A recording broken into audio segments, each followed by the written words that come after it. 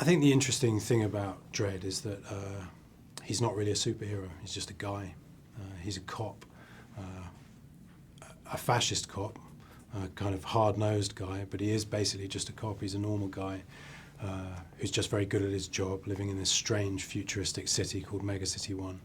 And the fact that he doesn't have any superpowers and he can't shoot laser beams with his eyes or he doesn't have invulnerability makes him vulnerable, and that makes him easier to connect to, I think.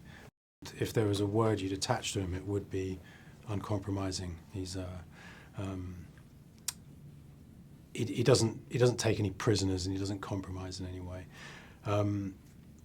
We just extrapolated out from that as the approach to the whole movie.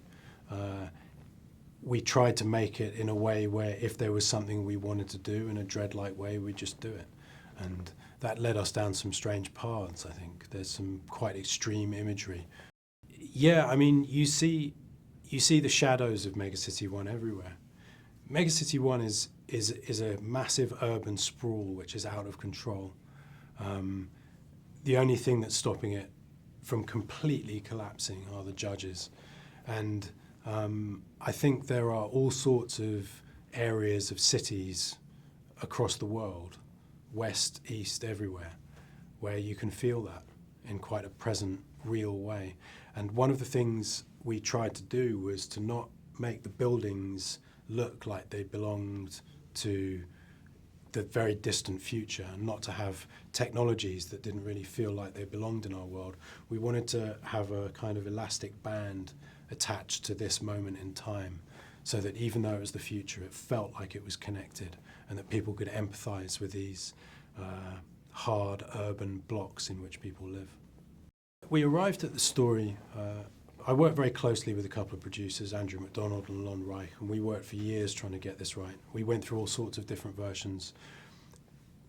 Strange supernatural villains that come from the comic books, less supernatural, sort of down-to-earth, gangsters that also come from the comic book, and we ended up with this very, very contained story. It was really an evolution, and it was about deciding that the right thing to do is to say the day in the life of this guy, to best understand what he is and what this city is like.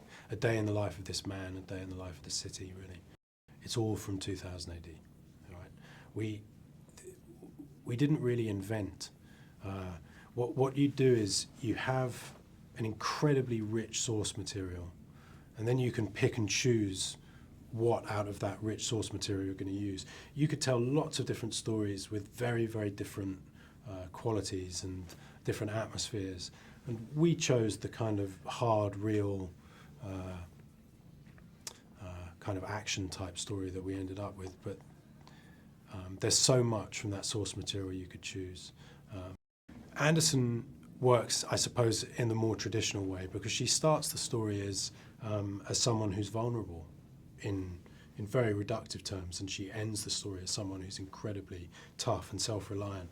I mean, hopefully it's more nuanced than that in the actual telling of it, but yeah, basically you could say Anderson carries the weight of that kind of story change or character change.